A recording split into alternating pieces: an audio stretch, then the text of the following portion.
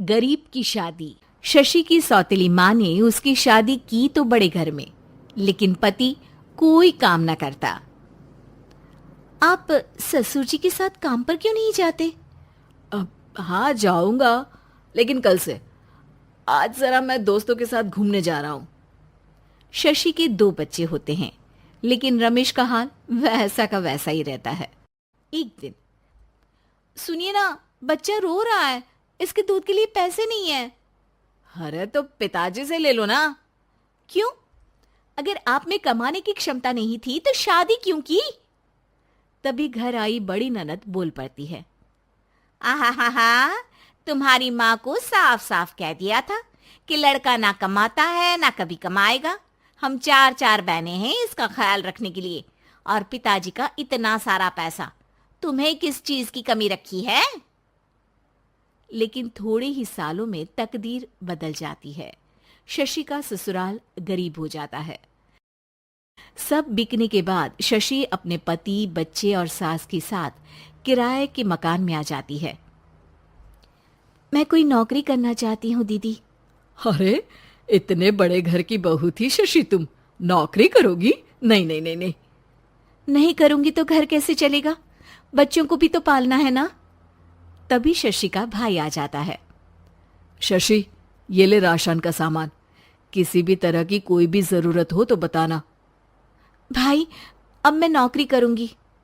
देख बहन, वैसे तो मैं तेरे साथ हूं, लेकिन हाँ, मैं ये भी चाहता हूं कि तू अपने पैरों पर खड़ी हो जा। शशि को एक प्ले स्कूल में छोटे बच्चों को संभालने की नौकरी मिल जाती है। एक दिन, शशि, मेरे स्कूल को अब तुम संभाल लो। मैं कुछ दिनों के लिए अपने बेटे के पास जा रही हूं। लेकिन प्ले स्कूल अकेले मैंने कभी नहीं संभाला है। अब ये सब मैं नहीं जानती। इतने महीनों में तूने जो देखा, बस पूरे आत्मविश्वास के साथ उसे करना। शशि नीलम के जाने के बाद पूरे 1 महीने उसका स्कूल अकेले संभालती है, और फिर एक दिन आता है जब वो अपना खुद का स्कूल भी खोल लेती है। वाह शशि, तुमने आज मेरा सर गर्व से ऊंचा कर दिया। तुम्हारा यही आत्मविश्वास तुम्हें बहुत आगे ले जाएगा।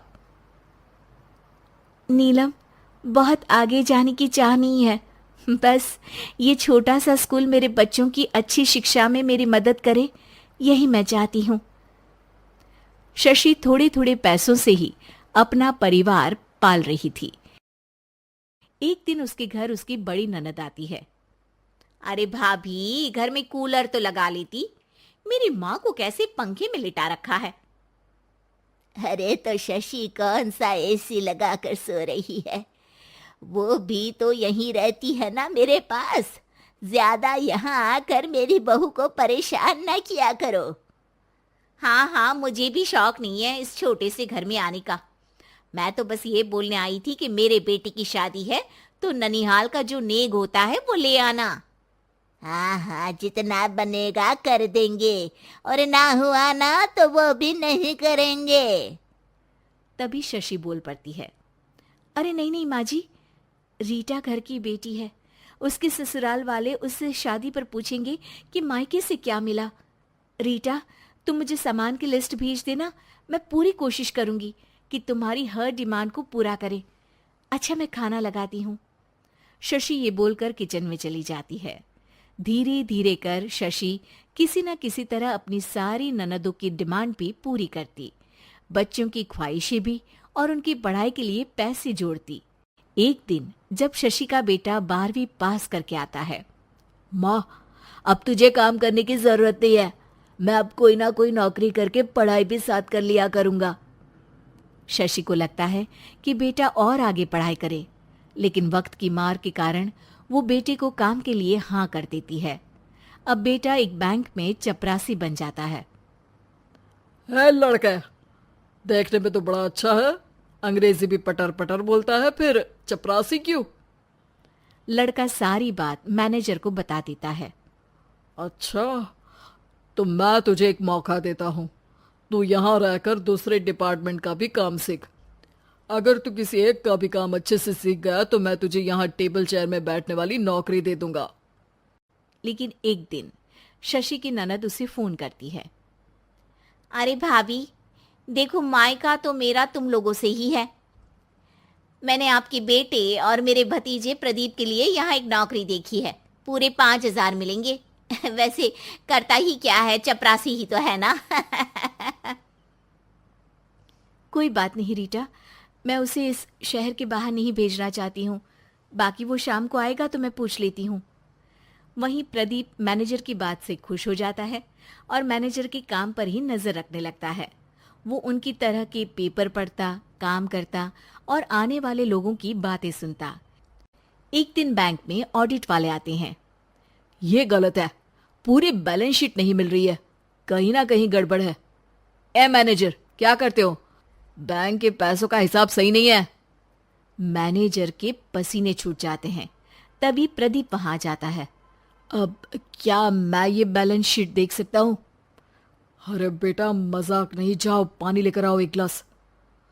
प्रदीप मैनेजर को पानी लाकर देता है और फिर ऑडिटर से कहता है, देखिए सर, मैं आपको बता सकता हूँ कि कैसे बैलेंस शीट को आप लोग गलत तरीके से जोड़ रहे हैं। ऐसा बोलकर प्रदीप एक एक कर सारे डाउट क्लियर कर देता है। अरे हाँ, ये तो पॉइंट हमने देखे ही नहीं थे। गुड, कौन है ये बच्चा? तभी मैनेजर बोल पड़ता है, अब हमारे यहाँ अकाउंट में नया आया है। ऑडिटर के जाने के बाद, वाह प्रदीप, आज तो तुमने मेरी नौकरी बचा ली। और आपने भी तो मेरी नई नौकरी लगा दी, अकाउंटेंट की। बस फिर क्या था, प्रदीप ने एक बार जो सफलता की सीढ़ी चढ़ी, बस चढ़ता ही चला जाता है। फिर एक दिन शशि की ननद, अरे भाभी कैसी हो? घर को तो बड़ा ही सुंदर चमका रखा है। अरे बेटी, कैसे आना हुआ? तू तो इस छोटे से घर में आना भी नहीं चाहती थी, कोई खास काम है क्या?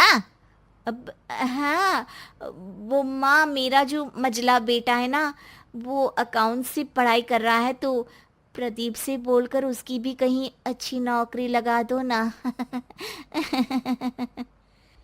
सास और शशि समझ जाते हैं कि कैसे पैसे आते ही लोगों के बात करने के तरीके से लेकर रिश्ते निभाने तक में बदलाव आ जाता है।